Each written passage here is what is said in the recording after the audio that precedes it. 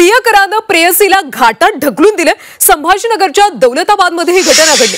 प्रेम प्रकरणाच्या वादातून तरुणानं टोकाचं पाऊल उचलले। तरुणीचा मृतदेह घाटातून आता बाहेर काढण्यात आला। छत्रपती संभाजीनगरमधून एक धक्कादायक बातमी समोर येते। प्रेम प्रकरणातून झालेल्या वादातून एका तरुणीला तिच्या प्रियकरानं दौलताबाद घाटातून धक्का देऊन खाली पाडलं। यामध्ये मुलीचा मृत्यू झाला आणि यानंतर या तरुणानं स्वतःच शिऊर पोलीस ठाण्यात हजर होत पोलिसांना स्वाधीन केलं। या मुलीचा मृतदेह पोलिसांनी काढला। याबाबत दौलताबाद पोलीस ठाण्यात गुन्हा दाखल झाला। सविस्तर माहिती घेऊयात आमचे प्रतिनिधी विशाल करोळे यांच्याकडून। विशाल, नेमकं काय घडलं? दौलताबादचं हे प्रकरण आहे। आपल्या प्रियकरासोबत ही मुलगी तिथे गेली होती अशी प्राथमिक माहिती मिळते। तिथं की काय झालं, वाद झाला की काय हे कळू शकलेलं नाहीये। मात्र या प्रियकराने या मुलीला घाटातनं खाली ढकलून दिलं आणि ढकलून दिल्यामुळे घाटात पडल्यामुळे दरीत पडल्यामुळे या मुलीचा मृत्यू झालेला आहे। पोलिसांनी आता तिची बॉडी बाहेर काढलेली आहे आणि उत्तरीय तपासणीसाठी पाठवलेली आहे।